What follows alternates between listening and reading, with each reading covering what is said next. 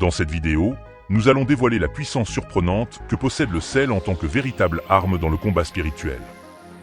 Nous allons parler clairement, directement et simplement, afin que chacun puisse comprendre comment utiliser le sel purement et correctement, sans tromperie.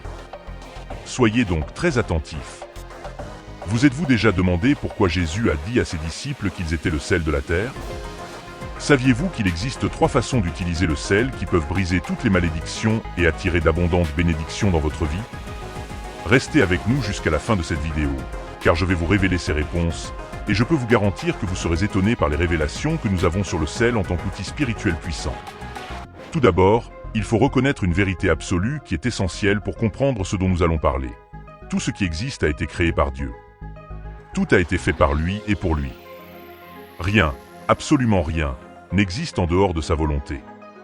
Cela signifie que le sel, comme tout le reste, a été créé dans un but précis. Il n'y a rien dans ce monde qui n'ait été façonné par la puissante main de Dieu. Chaque grain de sel, chaque goutte d'eau, chaque étincelle de feu, tout a été créé par lui. Le sel, en particulier, a une signification profonde, prévue par Dieu dès le début de la création. Dans la Genèse, nous lisons qu'au commencement, Dieu créa les cieux et la terre. En tant que minéral, le sel était présent dès ce moment primordial. L'Église évite souvent de discuter d'un fait important. Dieu n'a pas seulement donné l'autorité aux êtres humains, mais il a également donné le pouvoir aux plantes, aux animaux et aux éléments de la nature. Tout ce qui existe a un but divin, déterminé par Dieu. Prenons l'exemple du feu et de l'eau. Le feu a le pouvoir de consumer tout ce qu'il touche, tandis que l'eau a le pouvoir de donner et de maintenir la vie. De même, le sel a reçu le pouvoir d'assaisonner, de conserver et de purifier.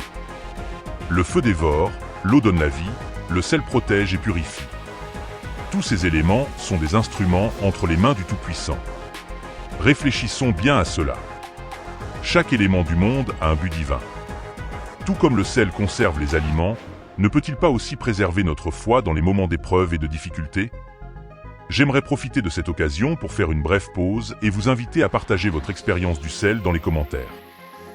Beaucoup d'entre vous seront peut-être inspirés et fortifiés par les témoignages d'autres frères et sœurs dans la foi. De nombreuses personnes ont trouvé un soulagement, une guérison et des changements significatifs dans leur vie grâce à l'utilisation du sel. Par exemple, une sœur a vu sa vie se transformer de manière miraculeuse après s'être oint les mains avec du sel. Vous êtes-vous déjà senti mieux en utilisant du sel dans vos prières? Partagez avec nous votre histoire et la façon dont Dieu a travaillé dans votre vie grâce à ce puissant minéral. Poursuivons avec la vidéo. Les anciens croyaient que le sel avait un pouvoir extraordinaire. Il était utilisé pour conserver la viande, assaisonner les aliments et, étonnamment, même comme monnaie d'échange dans la Rome antique. Les fonctionnaires romains étaient payés avec du sel, ce qui a donné naissance au mot « salaire ». Jésus utilisait souvent des paraboles pour enseigner, mais tout ce qu'il disait n'était pas symbolique. Des éléments tels que l'huile, le pain et le vin ont un rôle sacré dans la foi chrétienne.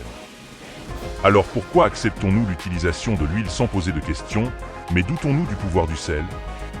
Certains pensent que le sel est quelque chose de maléfique, utilisé dans de sombres rituels. C'est un mensonge de l'ennemi, une déformation de la vérité. Rappelez-vous les paroles de Jean 10, « Le voleur ne vient que pour voler, tuer et détruire ». L'ennemi a un objectif clair. Il veut voler la vérité sur la puissance du sel. Ce que beaucoup ne réalisent pas, c'est que le spirituel se manifeste dans le physique. Dieu, dans sa sagesse, utilise tout ce qu'il a créé pour accomplir sa volonté et ses objectifs. Prenons l'exemple de l'huile. Dans les Écritures, l'huile d'onction est mentionnée une 20aine de fois. Elle est utilisée depuis l'Ancien Testament pour oindre la tête du grand prêtre et de ses descendants, ainsi que le tabernacle et son mobilier. Ces pratiques n'étaient pas de simples rituels, mais des manières de marquer ces objets et ces personnes comme étant saints et mis à part pour le service de Jéhovah. On en trouve des exemples clairs dans Lévitique 8 et Exode 25. Cependant, il est important de noter qu'il était strictement interdit aux Juifs de reproduire l'utilisation de l'huile d'onction à des fins personnelles, comme nous le lisons dans Exode 30. La recette de l'huile d'onction comprenait de la myrrhe, de la cannelle et d'autres ingrédients naturels. Toutefois, rien n'indique que l'huile ou ses ingrédients possédaient un pouvoir surnaturel intrinsèque. Le pouvoir ne résidait pas dans l'huile elle-même, mais dans l'obéissance aux commandements de Dieu et dans le rituel qui symbolisait la sainteté et la consécration. Si Dieu nous ordonne de faire une onction d'huile, nous devons le faire en lui obéissant. Réfléchissons bien à cela. Dieu nous appelle à utiliser ses créations dans un but clair et précis. S'il nous demande de faire une onction avec de l'huile, nous le faisons dans la foi et l'obéissance. Pourquoi ne pas appliquer le même principe à l'utilisation du sel? Nous ignorons ou sous-estimons souvent une arme puissante que Dieu nous a donnée. Comme l'huile, le sel a également une place sacrée lorsqu'il est utilisé conformément à la volonté de Dieu. Dans Matthieu 5, Jésus nous rappelle « Vous êtes le sel de la terre ». Nous ne devons pas permettre à l'ennemi de nous priver de cette précieuse vérité.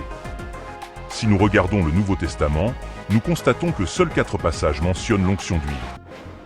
Dans Luc 7, Marie oint les pieds de Jésus en signe d'adoration. Dans Jacques 5, les anciens de l'Église reçoivent l'instruction d'oindre les malades pour les guérir. En Hébreux 1, Dieu oint Jésus d'une huile de joie, déclarant que ton trône, ô Dieu, est pour les siècles des siècles. Ces exemples montrent clairement que Dieu utilise des éléments matériels pour refléter des vérités spirituelles et pour accomplir sa volonté sur terre. Pensez à un autre exemple puissant, le bâton de Moïse. Dieu a donné du pouvoir au bâton que Moïse tenait dans ses mains, le transformant en un symbole de son autorité. Lorsque Dieu demande à Moïse « Que as-tu dans la main ?» Moïse répond « Un bâton ». Jéhovah ordonne alors « Jette-le par terre ». Lorsque Moïse obéit, le bâton se transforme en serpent et Moïse s'en enfuit. Cet acte miraculeux servit de signe pour que le peuple croie que Jéhovah était apparu à Moïse. Les prophètes de l'Ancien Testament utilisaient également divers éléments, tels que l'eau, le sel, l'huile, les manteaux et les bâtons, dans le cadre de leur ministère. Ils n'adoraient pas ces objets, mais les utilisaient comme des outils dans leurs actes prophétiques, reconnaissant le pouvoir que Dieu avait investi en eux. Ils savaient que l'utilisation quotidienne de ces éléments pouvait les transformer en simples rituels religieux dénués de sens s'ils n'étaient pas utilisés selon les directives divines. Tout ce que nous avons discuté jusqu'à présent est basé sur la Bible. Nous ne changeons rien, nous explorons simplement les profondeurs de la parole de Dieu. L'ennemi, quant à lui, est un usurpateur. Dans certains pays, on utilise l'expression « salé » pour désigner quelqu'un qui n'a pas de chance, en associant cette idée à la sorcellerie. Il est de notoriété publique que les sorcières utilisent le sel pour jeter des sorts. Nier ces pratiques reviendrait à fermer les yeux sur la réalité du mal qui existe dans le monde. Il existe des personnes mauvaises et perverses qui agissent sous l'influence de forces maléfiques. Il n'y a pas de magie blanche qui vienne de Dieu. Tout acte qui n'est pas guidé par l'Esprit Saint et la Bible est en fait une forme de sorcellerie. L'ennemi, dans sa nature corrompue et trompeuse, agit comme un usurpateur, imitant et déformant tout ce que Dieu a créé, dans une tentative d'utiliser les armes divines pour son propre bénéfice. Un exemple clair de cela est lorsque Satan a essayé de corrompre Jésus en lui offrant les royaumes du monde. Cette offre, rapportée dans Matthieu 4, montre le tentateur emmenant Jésus sur une très haute montagne, où il lui montre tous les royaumes du monde et leur splendeur. Satan lui dit alors « Je te donnerai tout cela si tu te prosternes et m'adores ». Il s'agit ici d'une usurpation manifeste, car ces royaumes ont été donnés à l'origine à l'homme par Dieu. Cependant, à cause de la désobéissance de l'homme, cette autorité a été perdue, ce qui a permis à Satan de prendre possession des royaumes du monde et de les offrir à Jésus dans une tentative de renverser le plan divin. Il est essentiel que nous réfléchissions profondément à ce récit. Sommes-nous vraiment conscients de la manière dont l'ennemi tente de corrompre ce qui est sacré? Utilisons-nous les outils que Dieu nous a donnés avec le respect et l'intention qui s'imposent? Il est essentiel que nous nous rappelions constamment que ce qui est matériel est souvent le reflet de ce qui est spirituel. Notre devoir est donc d'utiliser ces outils avec foi, obéissance et un cœur tourné vers Dieu. Comme il est dit dans Éphésiens 6, car notre lutte n'est pas contre la chair et le sang, mais contre les dominations, contre les autorités, contre les puissances de ce monde de ténèbres et contre les forces spirituelles du mal dans les lieux célestes. Ce verset nous rappelle que la bataille à laquelle nous sommes confrontés est spirituelle et que nous devons toujours être vigilants et prêts à utiliser les armes que Dieu nous a données. La Bible suggère que Dieu et ses prophètes ont été les premiers à utiliser le sel à bon escient après sa création. L'histoire de Sodome et Gomorrhe, racontée dans la Genèse 19, en est un exemple frappant. Lot, un homme qui recherchait les plaisirs du monde sans être guidé par Dieu, a choisi de vivre dans ces villes, connues pour leur dépravation et leurs péchés. L'immoralité sexuelle et le comportement pécheur de la population ont atteint un point tel qu'elle a crié au ciel pour demander justice. En guise de punition, Dieu a transformé la femme de l'eau en statue de sel pour sa désobéissance. Ici, le sel a été utilisé comme instrument de punition pour le péché. Il est important de noter que ce n'est pas Satan qui a utilisé le sel, mais Dieu, pour exercer sa justice divine. Un autre exemple de l'utilisation du sel en tant qu'outil sacré se trouve dans le Lévitique 2, où nous lisons « Assaisonnez de sel toutes vos offrandes de grains. Ne laissez pas le sel de l'alliance de votre Dieu en dehors de vos offrandes. Ajoutez du sel à toutes vos offrandes. » Ici, Dieu ordonne que du sel soit ajouté à toutes les offrandes. Cette instruction est claire. Il n'y a pas d'exception, le sel doit toujours être inclus. Ce commandement souligne l'importance et la continuité de cette pratique chez les Israélites. L'utilisation du sel dans les offrandes avait un but précis, purifier les impuretés. Ce passage révèle la qualité purificatrice du sel, montrant qu'il joue un rôle essentiel dans le processus de sanctification des offrandes faites à Dieu.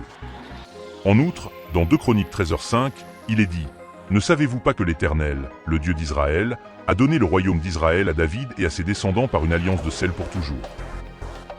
Nous voyons ici comment Dieu a établi une alliance perpétuelle avec David et ses descendants, en utilisant le sel comme symbole de cette alliance. Ce verset met en évidence une autre qualité importante du sel, son association avec des alliances éternelles immuables. Le sel est donc un élément qui va au-delà de ses propriétés physiques. Il représente un lien éternel et sacré entre Dieu et son peuple. Nous pouvons ainsi identifier 3 attributs principaux du sel dans le domaine spirituel: la purification, la formation d'alliance et le pouvoir de maudire. Ces qualités nous montrent la profondeur et le but divin derrière l'utilisation de ce minéral apparemment simple.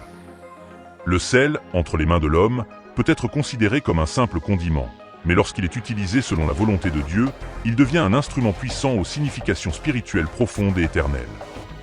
Prenons maintenant le temps de réfléchir à un point crucial. Pourquoi les sorcières utilisent-elles le sel dans leur rituel de sorcellerie ? Elles choisissent précisément cet élément parce qu'elles comprennent le profond attribut spirituel que représente le sel. Le sel est un minéral créé par le Dieu Tout-Puissant, et son importance transcende le monde matériel et spirituel. Le sel est doté de 3 pouvoirs spécifiques: la purification, la conclusion d'alliance et la malédiction. Lorsqu'il est utilisé contre Dieu ou dans des contextes de sorcellerie, le sel peut causer des dommages importants, précisément en raison de son lien avec ses attributs spirituels. L'ennemi a travaillé dur pour convaincre les chrétiens et le monde en général que le sel n'est qu'un outil maléfique, associé exclusivement à des pratiques de sorcellerie. Cependant, vous découvrirez aujourd'hui que le sel n'est pas un outil obsolète, utilisé uniquement dans l'Ancien Testament et oublié ensuite. Au contraire, l'alliance du sel est éternelle, et si beaucoup de chrétiens ont cessé de l'utiliser, c'est parce qu'ils ont été astucieusement trompés par l'ennemi. Aujourd'hui, il est temps de mettre fin à la tromperie et d'embrasser la vérité. Gloire à Dieu pour qu'aujourd'hui, vous compreniez la véritable importance du sel et son lien avec la malédiction. Commençons par revisiter l'histoire de la femme de l'eau, transformée en statue de sel. Cet événement est profondément lié à la destruction des villes de Sodome et Gomorrhe. Dans le Deutéronome 29, nous trouvons une référence à la destruction par le soufre et le sel. Quand ils verront les fléaux de ce pays et les maladies dont le Seigneur l'a frappé, le soufre et le sel brûlant tout son territoire, on ne sèmera pas, on ne sèmera pas, on ne sèmera pas, on ne sèmera pas, on ne sèmera pas. Il ne sera plus ensemencé, il ne produira plus rien. Aucune herbe n'y poussera, comme lors de la destruction de Sodome et de Gomorrhe, que le Seigneur détruisit dans sa colère et son courroux. Le soufre et le sel sont présentés ici comme des symboles de la malédiction sur la terre, indiquant une destruction complète et une stérilité. Le sel, combiné au soufre, représente une force destructrice qui empêche la croissance de toute végétation. Il est maintenant essentiel de comprendre pourquoi les sorciers utilisent le sel dans leur rituel. Ce qui était à l'origine destiné à la justice divine est maintenant manipulé contre les enfants de Dieu. Ce n'est pas parce que le sel est mauvais en soi, mais parce que beaucoup ont abandonné les actes et les instruments prophétiques que Dieu leur a donnés. Le sel est en fait un héritage spirituel pour les chrétiens, un symbole d'alliance et de purification. Si vous êtes un véritable enfant de Dieu, vous ne devez pas craindre les sorciers qui utilisent le sel contre vous, votre maison, votre travail ou votre entreprise. Vous avez le pouvoir d'annuler toute sorcellerie et de révoquer les malédictions, comme le dit Sophonie 2. « Je suis vivant, dit l'Éternel des armées, le Dieu d'Israël, Moab sera comme Sodome. Moab sera comme Sodome, et les fils d'Ammon comme Gomorrhe, un champ d'ortie, une fosse salée, une désolation perpétuelle. le reste de mon peuple les pillera, et le reste de mon peuple les possédera. Ce passage souligne que si le sel est utilisé pour la malédiction et la désolation dans les mains des méchants, pour le peuple de Dieu, il est un héritage d'autorité et de puissance. Ne laissez pas l'ennemi vous tromper sur l'utilisation du sel. Réalisez que, lorsqu'il est utilisé selon la volonté de Dieu, le sel est un outil puissant et sacré, capable d'accomplir des actes de justice et d'apporter la purification. Il est temps de réclamer et de restaurer la bonne compréhension du sel, en l'utilisant comme Dieu l'a voulu et en ne le laissant pas être corrompu par les forces des ténèbres. Approfondissons notre compréhension du rôle du sel dans les contextes bibliques et spirituels, notamment en relation avec des figures telles que Sodome et Gomorrhe, Moab et Ammon. Moab et Ammon, nés après la destruction des villes de Sodome et Gomorrhe, sont le fruit de l'inceste entre Lot et ses filles. Ces peuples, nés de cet acte de dépravation, ont été historiquement des ennemis d'Israël et ont pris part à des hostilités continues contre le peuple de Dieu. La dépravation sexuelle de ces événements a généré des malédictions qui ont traversé les générations, apportant des problèmes et des conflits persistants. De nombreux chrétiens se demandent pourquoi ils sont confrontés à des difficultés dans leur famille, telles que des mariages ratés, des abus et des comportements problématiques. Parfois, les racines de ces problèmes sont liées à des actes immoraux commis par nos prédécesseurs.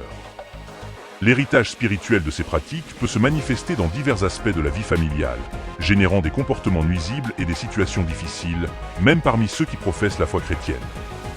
Pour faire face à ces malédictions héritées et les briser, la Bible propose des conseils sous forme de prières et de rituels impliquant du sel consacré à Dieu. Un exemple pratique serait une prière de purification et de restauration, utilisant le sel comme symbole de consécration et d'intervention divine. Voici un exemple de prière. Mon Père, Dieu d'Israël, je te remercie de m'avoir trouvé et de m'avoir donné ta parole. Je demande pardon pour les péchés de ma famille, de mes grands-parents et de mes parents. Pardonne la dépravation sexuelle qui a pu affecter ma lignée. Aujourd'hui, je prends le sel consacré sur ton autel et je l'utilise pour purifier la malédiction qui a pesé sur ma famille. Je saupoudre le sel sur mon ventre en symbole de purification et je renouvelle mon abandon à toi. Désormais, je laisse derrière moi tout mal afin que ta vérité, ta miséricorde et ta bonté prévalent sur moi et sur mes générations. Au nom de Jésus, Amen. Le sel est l'un des rares éléments de la Bible qui peut être utilisé à la fois pour bénir et pour maudire. C'est un outil puissant et polyvalent, donné par Dieu à ses enfants, mais que l'ennemi tente de détourner à ses propres fins. Cependant, nous ne devons pas avoir peur. Jésus a dit que « vous êtes le sel de la terre ». Mais il a averti que si le sel perdait sa salinité, il ne servirait plus à rien, si ce n'est à être jeté et piétiné par les hommes. Cette métaphore souligne l'importance de maintenir notre efficacité spirituelle et de ne pas laisser nos outils divins se corrompre. Le psaume 107 illustre le rôle du sel comme symbole de la punition divine. Il transforme les rivières en désert et les terres fertiles en friches salées à cause de la méchanceté des habitants. Le sel est donc un marqueur de stérilité et de punition, lorsque la terre est désolée à cause du péché. Bien que les chrétiens n'utilisent généralement pas le sel pour maudire, ce qui est une bonne chose, il est crucial de comprendre que le sel peut être une arme de guerre spirituelle lorsque c'est nécessaire. Dans un contexte militaire, une armée est entraînée à protéger et à défendre, en restant prête à agir en cas de besoin. De même, dans le combat spirituel, le sel peut être utilisé pour attaquer et neutraliser les forces de l'ennemi. C'est pourquoi, face aux attaques spirituelles et aux forces des ténèbres, utilisez le sel consacré à Dieu pour protéger votre maison, votre quartier et votre ville. Répandez du sel dans des endroits stratégiques comme symbole de la protection divine et pour affirmer votre autorité spirituelle sur votre territoire. Rappelez-vous que le sel, en tant qu'outil spirituel, doit être utilisé avec sagesse et discernement, reflétant toujours la volonté de Dieu et contribuant à votre paix et à votre victoire spirituelle. Maintenant, je vous invite à prier cette prière avec pleine autorité et foi. Père Céleste, Dieu d'Israël, aujourd'hui je prends le sel de l'Alliance et je le répands dans ma ville, ma maison, mon quartier et mon église. Au nom de Jésus, j'assèche toute œuvre de l'ennemi qui pourrait être présente, y compris toute sorcellerie et idolâtrie. Je brise toutes les alliances établies par les sorciers et les sorcières sur cette ville et je donne un ultimatum à ces praticiens du mal.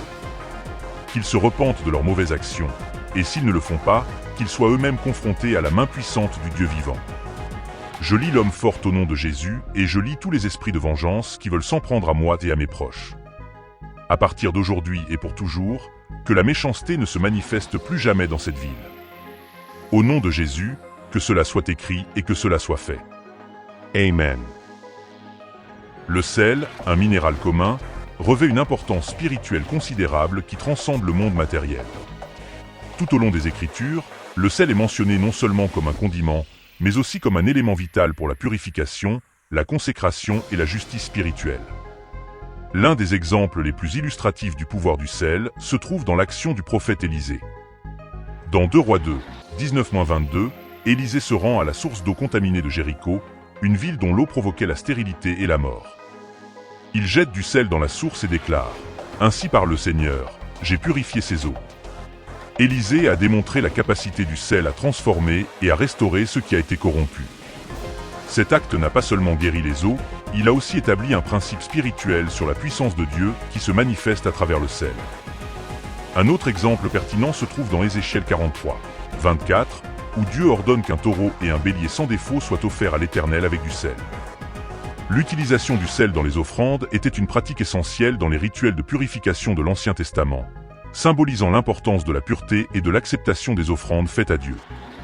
Le sel répandu sur les offrandes représentait la purification des sacrifices et la sainteté nécessaire pour qu'ils soient acceptables devant Dieu. Compte tenu de l'importance du sel, il est essentiel de réfléchir à la manière dont l'argent est utilisé avant d'être offert à Dieu. Avant d'arriver à l'autel, l'argent peut être passé par diverses mains et avoir été associé à des activités moins louables.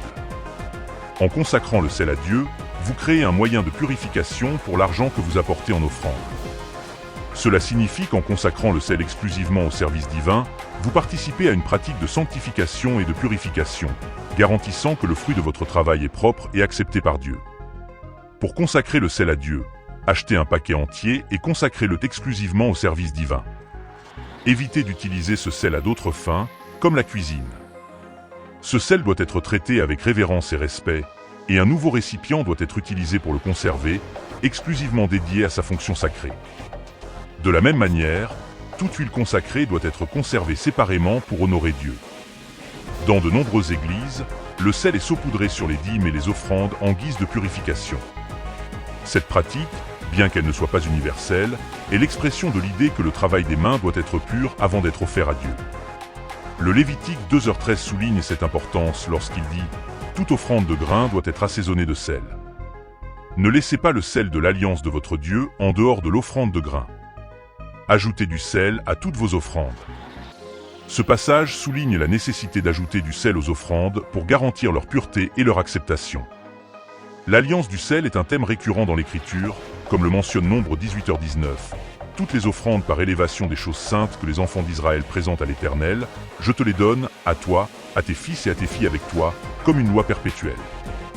C'est une alliance de sel pour toujours devant l'Éternel. Cette alliance n'est pas seulement un aspect historique des pratiques israélites, mais une alliance qui reste valable pour tous ceux qui cherchent à honorer Dieu avec pureté et révérence. En tant que chrétien, vous faites partie de la même famille spirituelle et vous êtes l'héritier des bénédictions et des pratiques établies dans les Écritures. C'est pourquoi, lorsque vous utilisez du sel, n'oubliez pas son importance spirituelle et la responsabilité qui vous incombe lorsque vous l'utilisez dans vos pratiques religieuses. Le sel n'est pas un simple élément du quotidien, mais un outil de consécration et de purification qui doit être utilisé avec sagesse et respect. En honorant Dieu avec du sel, vous ne suivez pas seulement un principe biblique, mais vous participez activement à la promotion de la pureté et de la sainteté dans votre vie et dans vos offrandes à Dieu. Le sel est un élément remarquable qui, en raison de ses propriétés de conservation, symbolise la durabilité et la loyauté, représente l'Éternel et est utilisé comme signe d'alliance. Dans l'Antiquité, en particulier en Orient, le sel ne servait pas seulement à conserver les aliments, les empêchant de se gâter, mais devenait également un symbole de stabilité et de permanence dans l'amitié.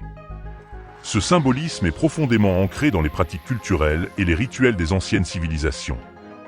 Le concept d'alliance ou de pacte est essentiellement perpétuel. Le sel, qui permet de conserver les aliments pendant de longues périodes, est donc un symbole approprié pour représenter l'idée d'un engagement durable. Dans la tradition orientale, le sel était utilisé pour sceller les amitiés et les engagements. Selon d'anciennes coutumes, le fait de partager un repas comprenant du sel était un moyen d'établir un lien d'amitié. En partageant un repas assaisonné de sel, deux personnes ne se contentaient pas de savourer un repas ensemble, mais s'engageaient également à faire preuve de loyauté et de fidélité perpétuelle. Le sel devient alors un symbole fort de la promesse d'une solidarité continue entre les personnes concernées. Le partage du sel au cours d'un repas était considéré comme un gage d'amitié durable, les convives s'engageant à ne pas se trahir ou se faire du mal. Dans de nombreuses cultures, on croyait que consommer le sel de quelqu'un était un acte d'amitié éternelle, établissant un lien qui durerait toute la vie. Cette pratique soulignait l'importance du sel en tant que symbole de loyauté et le caractère sacré des pactes. Dans la tradition biblique, l'Éternel voulait que chaque sacrifice soit un rappel de la relation avec lui. Les alliances comprenaient souvent le partage de nourriture, dont le sel, comme symbole de loyauté et de fidélité perpétuelle à l'alliance conclue. Le sel n'était donc pas seulement un assaisonnement, mais un élément qui renforçait le sérieux et la durabilité des engagements pris. Le livre des Nombres 18 souligne l'importance de l'alliance du sel, indiquant que la rupture de cette alliance était souvent punie de mort. Cette sévérité démontre le sérieux avec lequel les pactes de sel étaient traités dans l'Antiquité. La tradition de conclure des pactes de sel en tant qu'accord sacré se perpétue encore aujourd'hui dans certaines cultures du Moyen-Orient. Un exemple frappant du sérieux avec lequel le pacte de sel était pris se trouve dans l'histoire d'un historien américain qui, au cours de ses recherches dans une ville du Moyen-Orient, s'est trouvé en danger à la tombée de la nuit. Cherchant désespérément un endroit sûr pour passer la nuit, il s'est réfugié dans une tente. Le propriétaire de la tente, qui s'avéra être un voleur, proposa un pacte de sel aux voyageurs. Bien que l'homme ait révélé sa véritable identité et les risques associés, il a offert le repas avec du sel, un geste qui a scellé la promesse de protection et de loyauté. L'historien accepta l'invitation et tous deux partagèrent un repas parfumé au sel. Le lendemain matin, le voleur, qui avait tenu sa promesse de protéger les biens du voyageur, l'a accompagné jusqu'à sa ville de destination, assurant sa sécurité tout au long du chemin. Cet exemple illustre le profond respect que suscitait le pacte du sel et le fait qu'il était considéré comme un accord sacré, avec de graves conséquences en cas de trahison. Le pacte du sel en Orient est un accord durable, qui reste valable même après la mort de l'une des parties. Cette pratique souligne l'importance du sel comme symbole d'engagement éternel et comme élément fondamental dans le maintien des relations de confiance et de loyauté. Prenons un exemple qui illustre l'importance et la profondeur de l'alliance du sel et son lien avec l'engagement mutuel entre les parties concernées, tant dans un contexte historique que spirituel. Imaginons un scénario dans lequel un marchand se rend à la campagne avec l'intention d'acheter 100 moutons. Mais à son arrivée, il découvre que le berger possède 300 moutons et qu'il est prêt à les vendre tous. Le marchand, réalisant qu'il n'a pas assez d'argent pour acheter tous les moutons immédiatement, propose un pacte au berger. Il suggère que, bien qu'il ne puisse payer que les 100 premiers moutons maintenant, il s'engage à payer les 200 moutons restants dans les 60 jours. Le berger, confiant dans le sérieux de l'accord, accepte la proposition et tous deux scellent le pacte en partageant un repas aromatisé au sel. Cet acte de partager un repas avec du sel symbolise l'engagement mutuel et le sérieux de l'accord. Le sel, dans ce contexte, est plus qu'un simple assaisonnement, il est le signe d'un pacte sacré et durable. Le marchand reçoit donc les 300 moutons, tandis que le berger a confiance dans le fait que le paiement des moutons restants sera effectué comme convenu. Cependant, la situation prend une tournure inattendue lorsque le marchand meurt 30 jours plus tard. Malgré sa perte, le fils du marchand réalise l'accord conclu par son père et, respectant le pacte, paie à temps le solde des 200 moutons.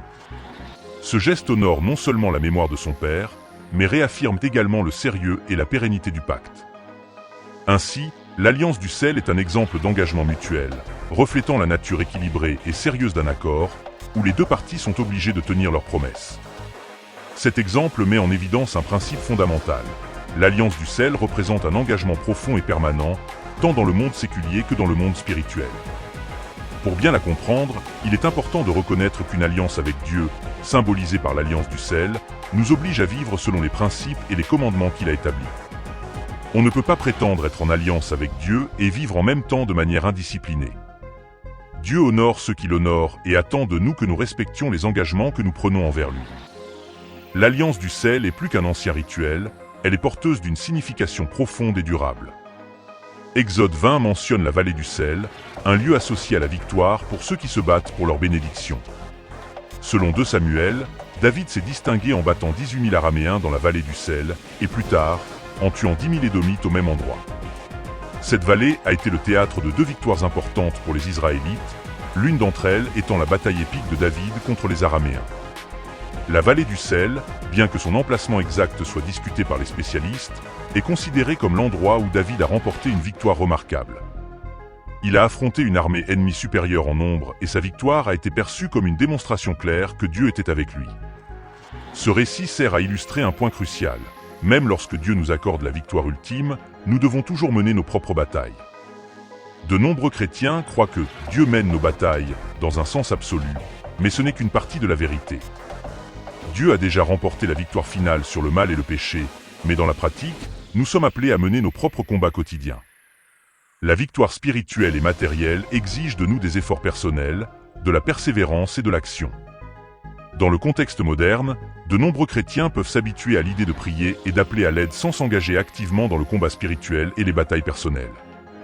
Il est essentiel de se rappeler que, bien que Dieu fournisse la puissance et la victoire, nous devons être prêts à faire face et à nous battre pour les bénédictions qu'il nous offre. L'alliance du sel symbolise cet engagement actif et continu, tant en termes d'alliance humaine que spirituelle.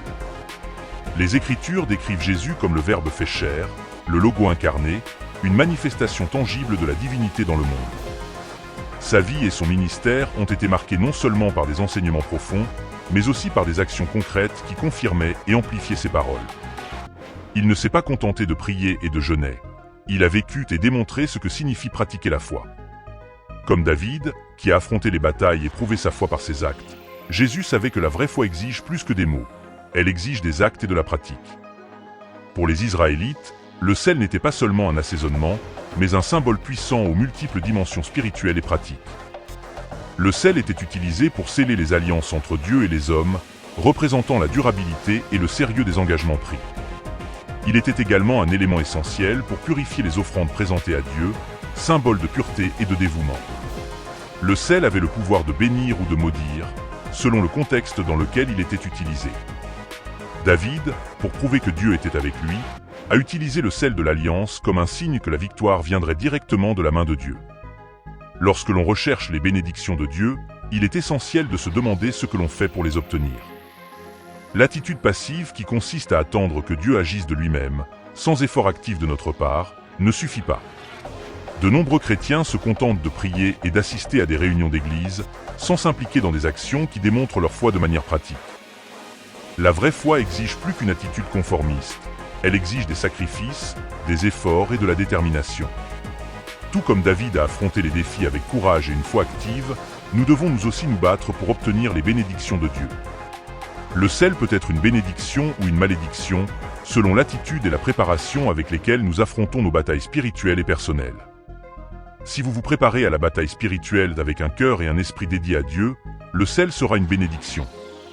En revanche, si vous abordez l'adversité avec une attitude de résignation ou peu de dévouement, le sel peut devenir un obstacle. Comprendre que le sel est un outil spirituel est essentiel pour protéger et bénir nos vies.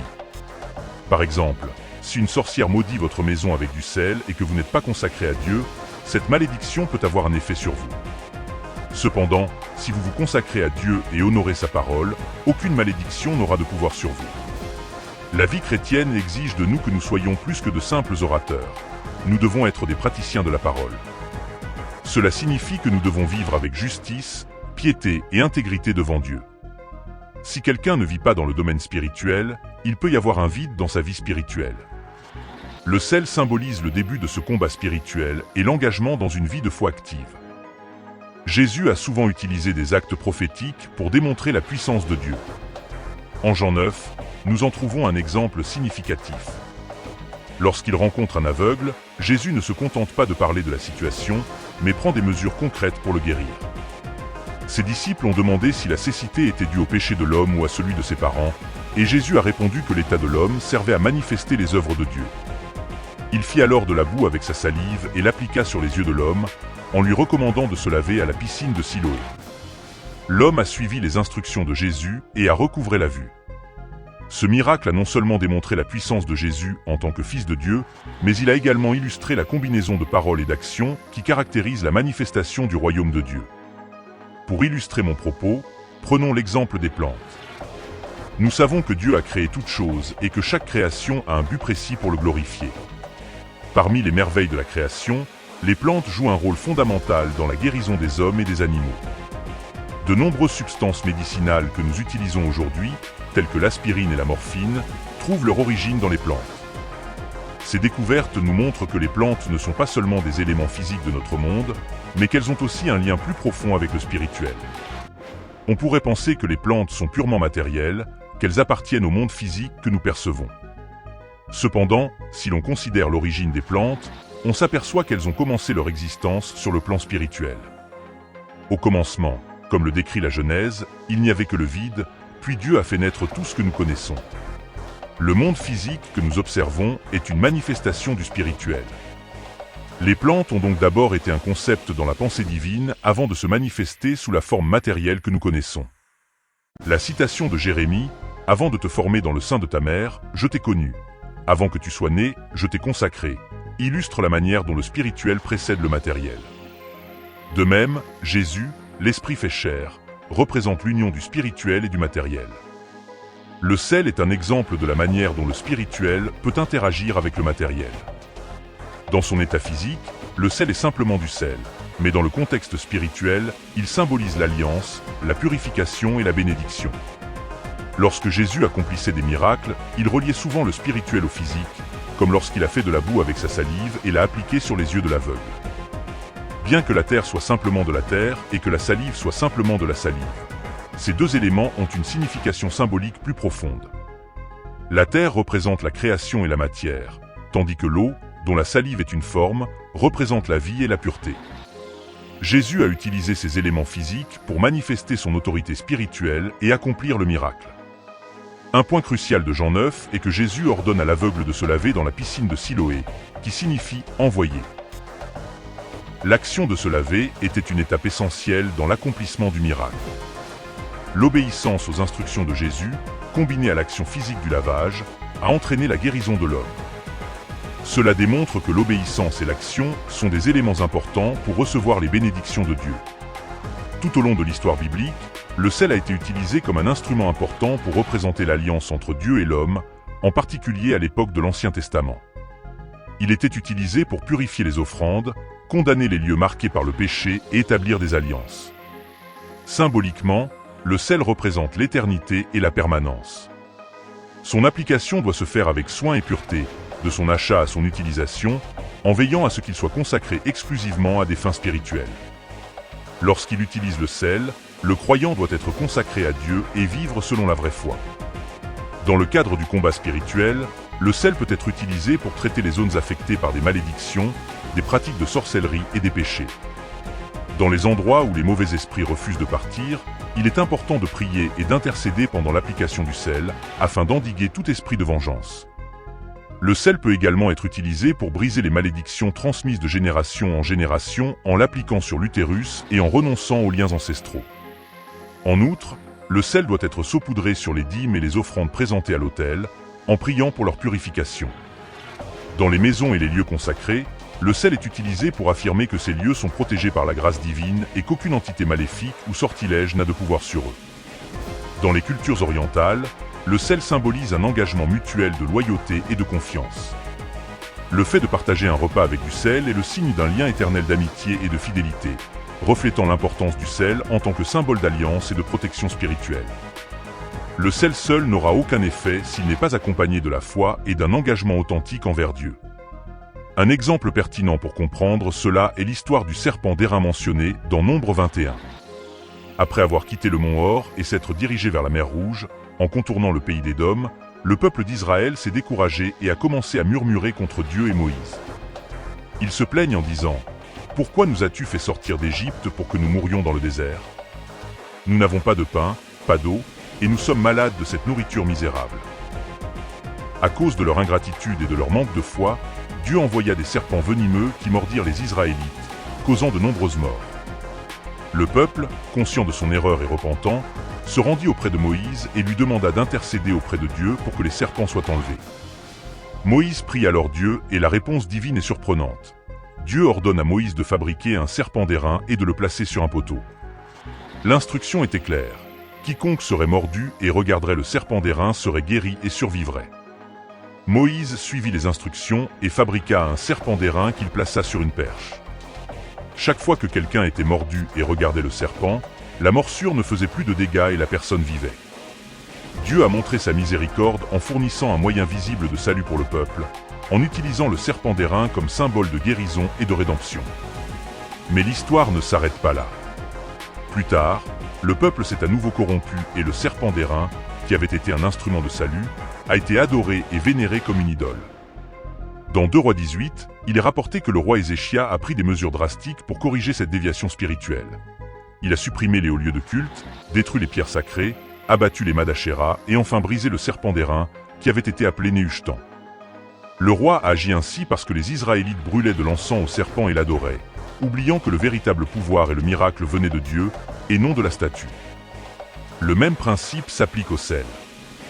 Le sel doit être utilisé comme un instrument pour accomplir la volonté de Dieu et ne doit pas être vénéré ou traité de manière irrespectueuse. Tout comme le serpent d'airain est devenu une idole pour le peuple, le sel ne doit pas être traité comme une relique magique, mais plutôt comme un moyen de manifester l'autorité divine. L'utilisation du sel doit se faire avec un cœur droit et une fidélité à Dieu, en évitant toute forme de superstition ou d'usage impropre. Si vous utilisez les outils de Dieu correctement et avec respect, vous aurez la faveur de votre Père céleste. En outre, il est essentiel de conserver une attitude de gratitude et de détermination. Ne vous laissez pas envahir par les plaintes, le chagrin ou l'apitoiement. En tant que chrétien, vous êtes un guerrier dans les moments de lutte, et votre but est d'aller de l'avant sans regarder en arrière. La foi doit être constante, dans les bons comme dans les mauvais moments. Ne vous laissez pas aller à la régression, mais vivez de manière surnaturelle, en démontrant la force et la fidélité qui découlent d'une véritable relation avec Dieu. Si le concept du pouvoir spirituel du sel dans la Bible vous a intrigué, je vous suggère de regarder la vidéo proposée à l'écran. Cliquez pour découvrir ce que dit la Bible sur les tatouages et partagez votre avis dans les commentaires, en respectant les différentes perspectives. Si vous avez trouvé ce contenu intéressant, pensez à vous abonner à la chaîne pour ne pas manquer les prochaines vidéos. Partagez la vidéo avec votre famille et vos amis, aimez-la et donnez votre avis dans les commentaires afin d'élargir la portée de notre travail. Ensemble, nous pouvons éclairer davantage d'esprits et approfondir notre compréhension. Je vous remercie de votre présence et vous souhaite la bénédiction de Dieu.